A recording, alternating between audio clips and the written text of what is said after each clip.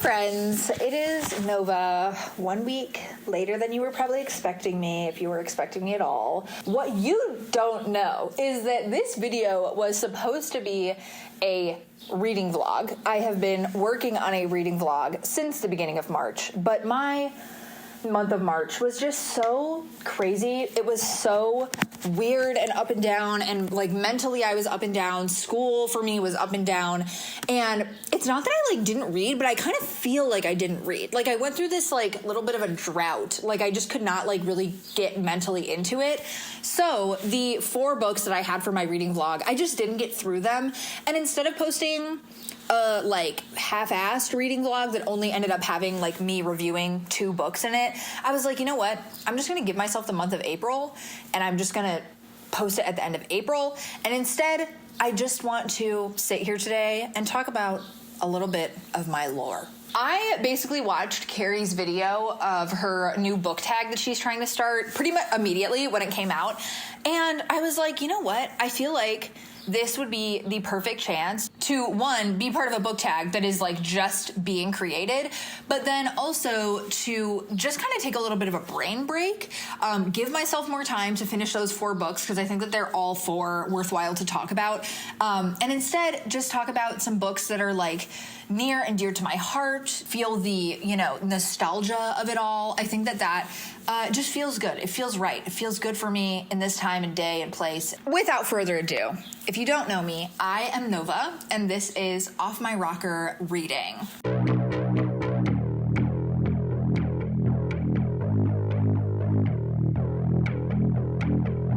Getting right into some of these book tag questions, I immediately had an answer for like pretty much all of these, which is just crazy. I think that that's such a beautiful thing about being like a childhood reader. Like that was like all I did when I was a kid. So many of these books that I'm about to talk about like shaped not only who I am, but also like my taste today. And I just think that that is like the coolest thing. So I'm very excited to talk about some of these, with the first question being, what's the first book you remember reading by yourself?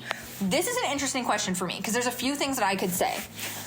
The first is that, again, I was very interested in books and reading even before I could independently read. And I remember being really obsessed with this children's book. It was called Bread and Honey by Frank Ash. And I had people read it to me so many times that I would then pretend to read it by myself because I had memorized it. So I could like read the entire thing. So I would say that book for sure. But then as far as some of the first books that I can remember seeking out at the library, I would say for me, Geronimo Stilton, dude. Geronimo Stilton, near and dear to my heart. The Stink books, that's another one, near and dear to my heart. I remember those very distinctly. I think Roald Dahl, I remember being read SEO Trot by my mom. So that one for sure. Roald Dahl books definitely stick out to me in my mind. And the other one that I could say, I can actually pretty much remember my first audiobook because I remember listening to The Magician's Nephew with my mother and my brother back when I was homeschooled as like a young child. So that's really cool too because that was genuinely probably one of my first audiobooks. So yeah, lots of different things that I could say. Oh, one more that I just thought of that I don't see people talking about. It was called like the Princess Academy or something. Yeah, it had to have been. And it was another just like short chapter book, like kind of like in the same area, the same vein as Geronimo Stilton. It was, you know, it had a lot of pictures. It was very like short. And those, oh my gosh, I just ate them up. As a child who loved like fantasy, princesses, fairy tales, like I lived that life, okay? Look at me now. But like I lived that, you know? And I would just like I remember just like wishing so hard that I would like get whisked away by one of their carriages and like go to the Princess Academy. So definitely those, I have to say. The next question that Carrie has on her list is, what character did you most identify with in elementary school? And you know what's really sucky? I had a really good answer for this, and I can't remember it. I don't think that this was my original answer, but I will say this. I've always really loved mysteries. So I think that any character that I wanted to relate to it was like Nancy Drew, Encyclopedia Brown. Like, oh my God, no, I thought of it. Okay, that is still true. I will say that's still true. I really like wanted to be a little detective, which is crazy because Carrie said that too. And I was like, oh my gosh, like me. Like literally, I just spat. I literally pretended to have my own detective agency as a child because that was my obsession, right? Regardless, the character more so that I will say, I was a diva, okay? I was a little glitz glam diva as a kid because the character that I was so obsessed with at the age of like 8 was Eloise at the Plaza.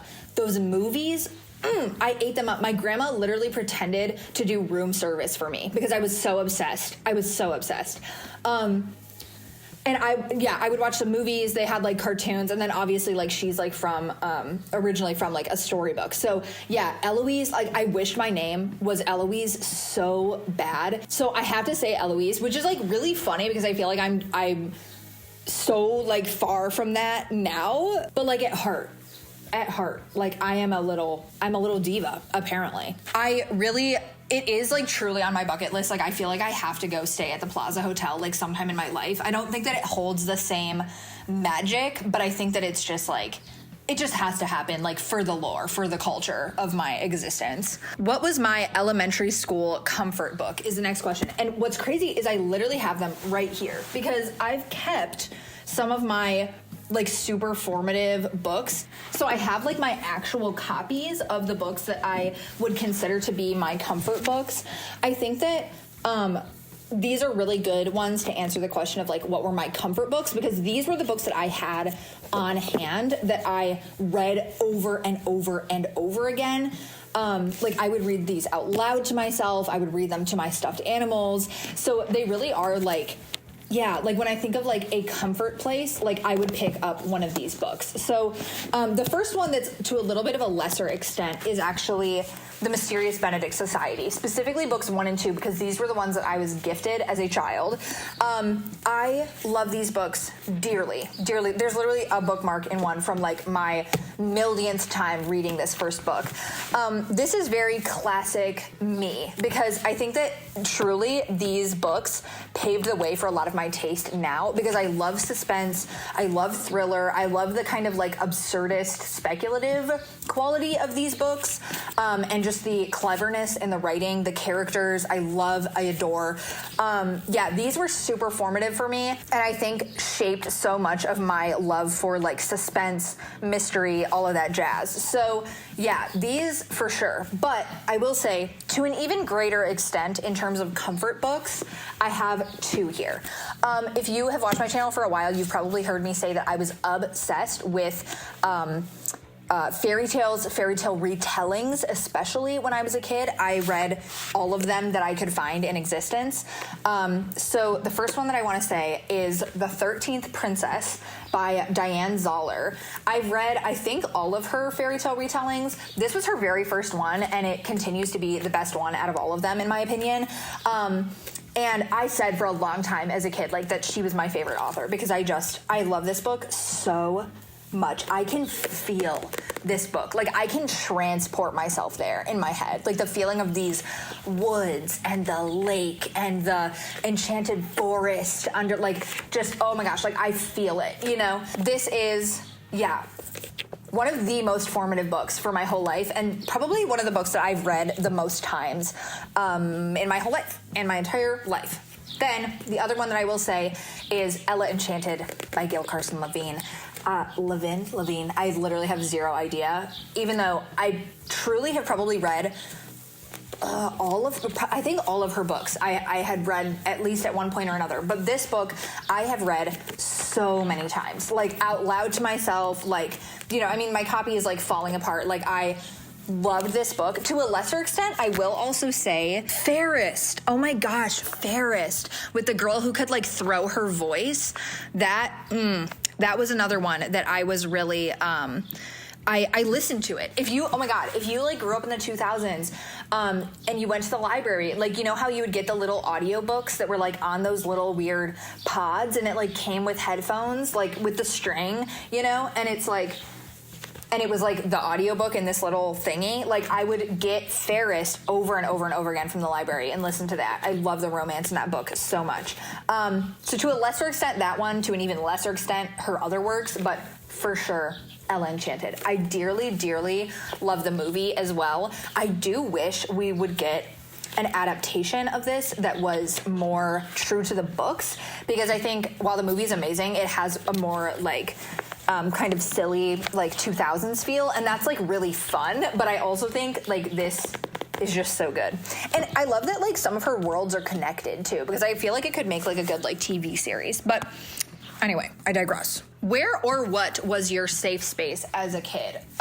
Genuinely, I would just say like in my room reading. I was like a nester as a child. Like, I needed to be cozy and feel small. I wanted to be like a tiny little mouse in Brambleberry Hedge or whatever that show was. I had literally a tape of that show. Like, I wanted to encapsulate the feeling of that in my everyday activities always, especially reading. So I would make myself these like cozy little blanket nests or like little blanket houses, you know, and I would just like read. And I think that my bed, my room, those kinds of comfy places were my safe spaces, and that's where I did most of my reading. It honestly probably continues to be the place that I do most of my reading. I love my bed so much. It's still kind of my favorite place.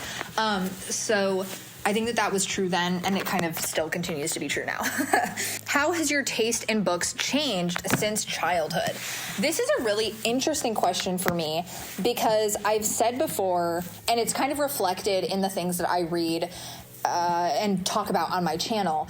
I used to be obsessed with fairy tales, fantasy, fairy tale retellings, fairies, right? That was my bread and butter. That was all I wanted to read. That was all I wanted to find. That was just what I loved. I think that as I have gotten older, because I consumed so much of that as a kid, I tend to actually gravitate away from fantasy today. I think that it was just something that I consumed so much of as a young person and a teen and everything, that now I've branched out into other things. I feel like this year specifically is the first time I've kind of returned to some fantasy things, and I'm having a fun time with it again.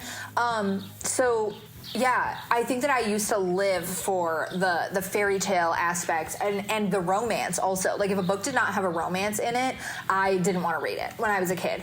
And it's funny now, because I tend to gravitate more away from that. But once again, it's like I'm kind of like slowly finding my way back to my love of those things. So it's my taste has like very much changed, but in a lot of ways has just evolved or kind of circled back around, and it's very fun to see how that evolves and how that will continue. I feel like I was super, super, super into kind of whodunit murder mysteries the past few years, and now I'm kind of feeling like I'm kind of like bored by them, right? So it's weird. Did you feel inspired to read by your school? And if yes, how did your upbringing encourage reading? So I was homeschooled up until 8th grade, and I was kind of surrounded by some family members, some influential cousins and family members who really loved reading, really pushed the importance of reading, the fun of reading, and I think that was really a formative thing for me. I think that I've always just kind of had a natural inclination towards reading and books, and that was actually something that after a while my mom was like, okay girl, like you need to like, you know, stop dissociating into books, you know, and it's, you know, which I don't think is true. Like, I think I was fine, but I think more so it was my natural proclivity to be interested in these things and to just like consume story after story. And I was encouraged to do that for sure, but it definitely, sometimes it was even like too much for people. So yeah. What book have you wanted to return to lately? Ooh, I really want to read the Chronicles of Narnia series again. I also I was not a Shadowhunter girly, but specifically the, like not Mortal Instruments, but specifically the prequel trilogy of, freaking the Clockwork, the Clockwork Prince, the Clockwork, those ones. Those were like, oh my gosh, like those books broke me and remade me into something entirely new. I was in true and deep, genuine love with Gem. And it's like, as much as I want to reread those books, I also like don't know if I can subject myself to the like violent heartbreak that I know that I would go through again to read those books again. So something that I feel like I want to return to at some point, but it's like, girl, that's a lot. That's a lot for one person to handle. I would also say that I have so many of the Anne of Green Gables books that I would also love to dive back into that series. It was a series that I never actually finished, but it's hard because like, there are just too many things that I want to read all the time. So I tend to not revisit things. I do think that I want to read I Cheerfully Refuse again this year. This was a new release last year. It was my absolute favorite book from last year, and truly, genuinely one of my favorite books of all time, and I already feel the want to return to that as well, so that will also probably be happening, but that also just will result in a lot of weeping. So it's like, do I do that to myself right now? I don't know. Okay, well, the next question was your favorite or formative YA series. I think that it's hard because like there's a lot I could say. Like obviously I was kind of the prime like target audience of The Hunger Games when it was coming out, of Divergence when it was coming out. What was that one series? Like the Matched series? I remember. But yeah, no, for me, truly, I tell you this, it was definitely the Clockwork trilogy that, oof, man, it was. I remember so distinctly the third book coming out and it being at my library and me getting it and literally opening it and not putting it down until it was done, which meant staying up until 5 a.m. and crying so hard that I could not open my eyes the next day because they were so just like exacerbated by everything that had occurred in the last 12 hours. Gem is like truly was my first like love, like my first bookish love.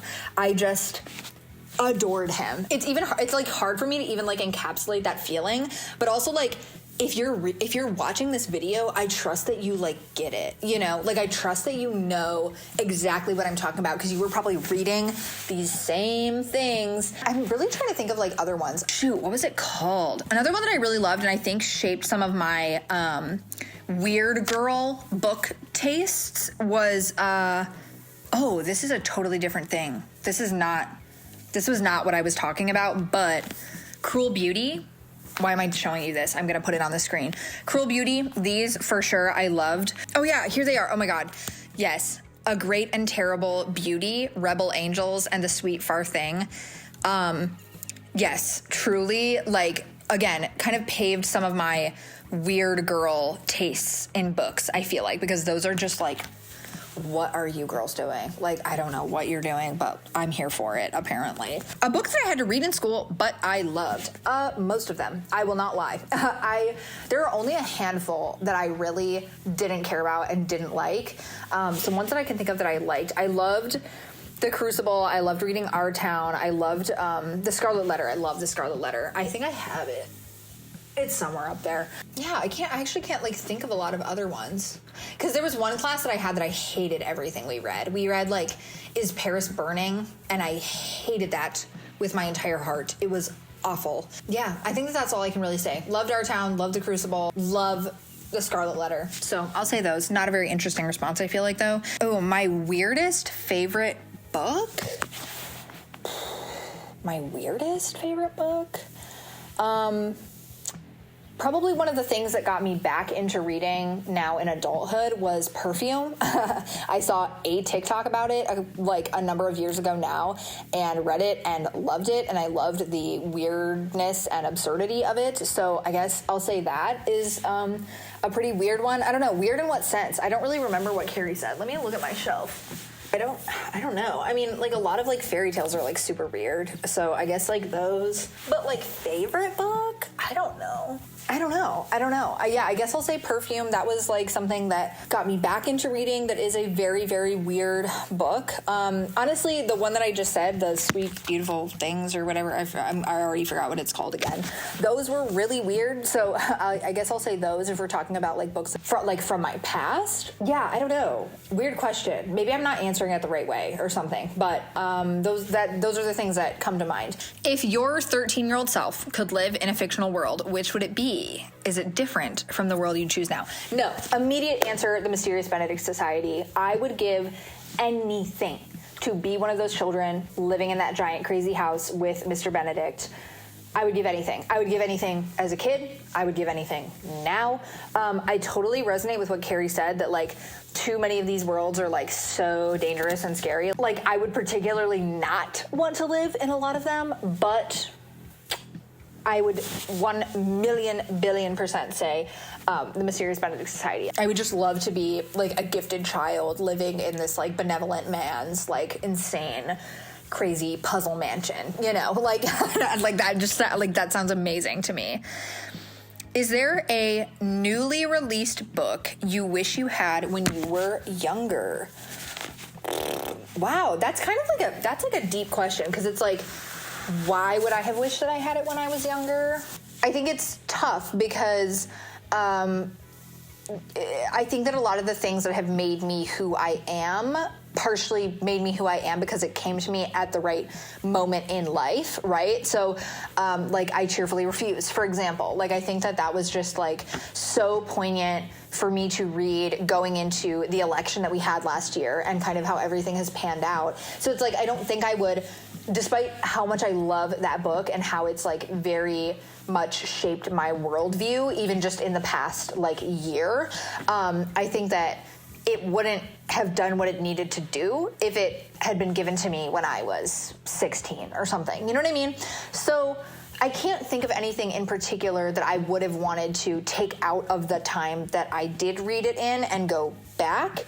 I guess I would say I wish that I had started reading again sooner than I did, because it was really not until like 2020 that I really started getting into reading again. So I would say that, I suppose. I guess like I would wish for myself that I had never lost my love of reading. So maybe some of the more interesting, mind-blowing, propulsive things that got me back into my love of reading, I guess I wished I had found sooner.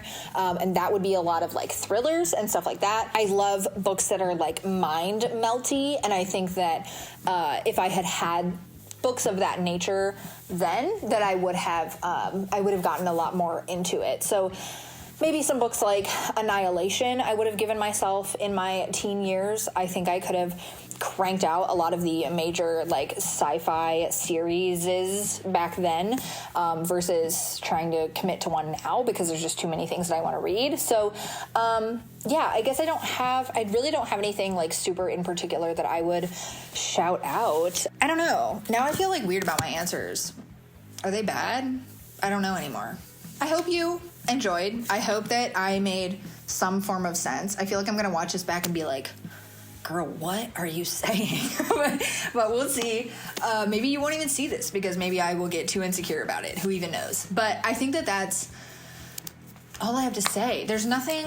I'm trying to think if there's anything else that I want to ask and like add, or anything that I want to shout out that wasn't talked about.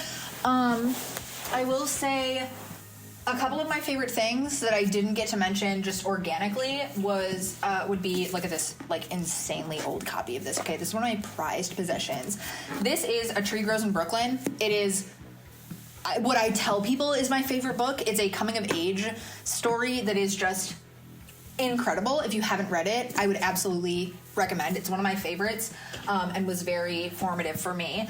I would say also The Picture of Dorian Gray also was a big one for me, so there's that. And then, I don't know. Oh, here's my favorite Moomin book, because I did not get to shout that out. And you know what? Oh no, I blend. Are you okay? This probably counts as a comfort read. Okay, this is Moomin number 8. It's Moomin Valley in November, so it's very like fall feeling. So this is another one that I will say is probably one of my comfort reads. I think that's it, though. I don't think that there's anything. Oh, you know what I just noticed? I don't know if it's gonna like focus, but like, should I like? I don't know. I think that is about all I have to say. I wish I was clever enough to come up with an additional question for you, but here we are. I would love to know your answers to some of these questions. It's very fun to reflect on some of these books that were just so important to me as a child. And I'd love to know if you have any overlap, if you have any other series that I didn't mention. There were a lot of things that I didn't mention, so like chances are like we'll still connect about something, even if I didn't say it here. Thank you for watching along, sticking with me. If you're still here, you can always go find my social medias down below, or you can comment here. I try to interact everywhere and anywhere with anyone who wants to interact with me, because I love to find bookish friends. So do that if you feel so inclined. I will be back at the end of April with a very fun reading vlog, so stay tuned for that. Once again, thank you. Love you. Love books. What more is there to say? See you next time. Bye.